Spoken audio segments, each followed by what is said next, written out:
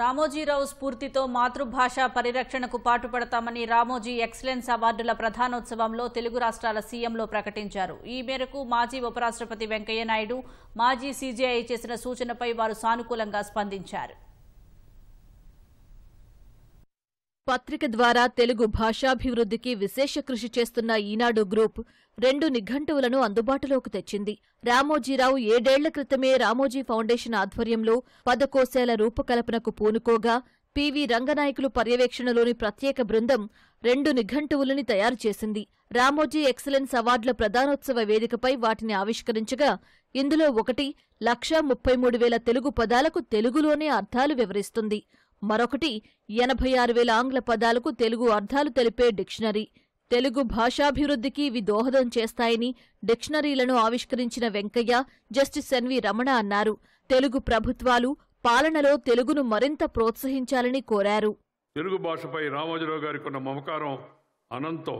తెలుగు భాష వైభవాన్ని పెంచే లక్ష్యంతో రామోజీ ఫౌండేషన్ ద్వారా ఉత్తమ ప్రమాణాలు కలిగిన నిఘంటువులను రూపొందించి భావితరాలకు గొప్ప వారసత్వాన్ని వారు అందించారని చెప్పి నేను మనవి చేస్తున్నాను. తెలుగు నుంచి తెలుగుకి వాడుకలో మంచి పదాలను మనకి అందజేసి ఇంగ్లీష్ నుంచి తెలుగు ఈ నిఘంటువులు రెండింటినీ రూపొందించడం అవుతుందో దేశం యొక్క భాషా చరిత్రలో నిలబడే గొప్ప అధ్యాయం అని చెప్పని మీ అందరికి కూడా మనం చేస్తాం. దానికి ఎంత గుండె ధైర్యం, ఎంత నిబద్ధత ఉంటే గానీ అది సాధ్యమయ్యే విషయం కాదు. నిఘంటువును రూపొందించడం అంటే రామోజీరావు గారి దశాబ్దాల కళ అది వాళ్ళు నెరవేరుతుంది. అమ్మ భాష కళ్ళ లాంటిది, కంటి చూపు లాంటిది.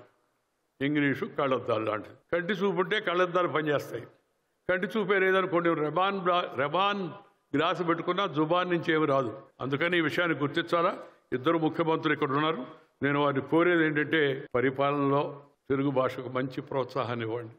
ప్రభుత్వ ఉత్తర్వులు తెలుగులోనే ఇవ్వండి. తెలుగు భాషకు ప్రాముఖ్యతను బాగా పెంచే విధంగా కృషి చేయాలని చెప్పని నేను వారిని కోరుతున్నాను.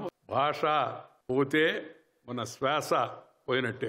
తెలుగు పోతే మన వెలుగు కనపడదు బయట. ఇంటిలో, వీధిలో, గుడిలో, బడిలో, అమ్మ ఒడిలో నుంచి వచ్చిన భాష అవుతుందో అమ్మ భాషలోనే మాట్లాడండి. First mother tongue, then brother tongue, later any other tongue. ముందు మన భాషను నేర్చుకుందాం. దాంతోపాటు మనం హిందీని కూడా నేర్చుకోవాలా. హిందీని వ్యతిరేకిస్తే అర్థం లేదు. దేశంలో మనం ఇంకా ఉన్నత స్థానానికి వెళ్ళాలంటే, రాష్ట్రం నుంచి దేశ స్థాయికి వెళ్ళాలంటే ఆ భాష కూడా నేర్చుకోవడం చాలా అవసరం. నేను భారతదేశ ప్రధాన న్యాయమూర్తి ఉండగానే ఈ గొప్ప గ్రంథాన్ని ఢిల్లీ నగరంలో ఆవిష్కరింపజేసి తెలుగు జాతి ఖ్యాతిని, గొప్పతనాన్ని దేశవ్యాప్తంగా, ప్రపంచవ్యాప్తంగా తెలియజేయాలనుకున్నారు. కానీ దురదృష్టవశాత్తు పలు కారణాల వలన ఈ గ్రంథ ప్రచురణలో కొంత జాప్యం జరిగింది. అయినప్పటికీ ఈరోజు రామోజీరావు గారి ఆలోచనలకు అనుగుణంగా నిర్మితమైనటువంటి ఈ మహాగ్రంథ ఆవిష్కరణ జరగటం ఎంతో ఆనందాన్ని కలిగిస్తుంది.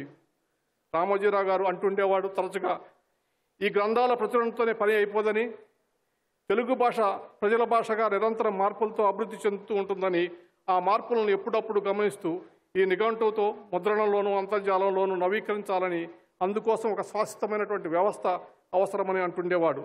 మాతృభాష కొంతమంది వ్యక్తుల యొక్క ఆకాంక్ష కాదు. భాష అనేది మన భావ వ్యక్తీకరణకు, మన గుర్తింపుకు, జాతి మనుగడకు సంబంధించినటువంటి విషయం. మీ అందరికీ తెలుసు, తెలుగు భాష లేకపోతే చరిత్ర లేదు, సంస్కృతి లేదు, ఆఖరికి జాతి మనుగడ కూడా ఉండదు అనేటటువంటి విషయం.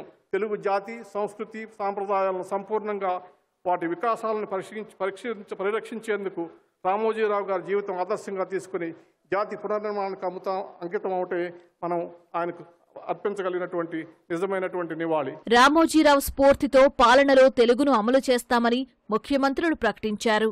సమాజానికి ఎంతలా సేవ చేశారో తెలుగు భాష కూడా రామోజీరావు గారు అంతకంటే ఎక్కువ సేవ చేశారు. రామోజీరావు గారి టెక్నాలజీ కాలంలో కొత్త ఇంగ్లీష్ పదాలకు ప్రత్యామ్నాయంగా సరికొత్త తెలుగు పదాలు సృష్టించారు. కొత్త డిక్షనరీని రూపొందించారు. ఇంకా ఆయన అడిగారు, రమణ గారు చెప్పారు, తప్పకుండా ఒక ముఖ్యమంత్రిగా నా బాధ్యతను తెలుగు భాషను కాపాడుకోవడానికి ఏం చేయాలనో చేస్తాం, దానికి రామోజీరావు గారు స్ఫూర్తితో పనిచేస్తామని చెప్పి కూడా మీకు నేను హామీ ఇస్తున్నాను. పెద్దలు వెంకయ్య నాయుడు గారు, ఎన్వి రమణ గారు సూచన చేశారు తెలుగు భాష గురించి. తప్పకుండా మేము ఈ మధ్యకాలంలో ప్రభుత్వం ఇస్తున్న జీవోలు మిగతా వాటిని తెలుగులోనే ఇస్తూ ఉన్నాం. కాకపోతే ఇంకా అది కొంత సమయం పడుతుంది. దాన్ని తప్పకుండా ముందుకు తీసుకెళ్తాం. తెలుగు భాష చరిత్రలో సువర్ణాధ్యాయంగా నిలిచే ఈ 2 పదకోశాల కోసం డిక్షనరీ రైటింగ్ సాఫ్ట్వేర్ను వినియోగించినట్లు నిఘంటువు రూపకల్పనను పర్యవేక్షించిన పివి రంగనాయకులు చెప్పారు.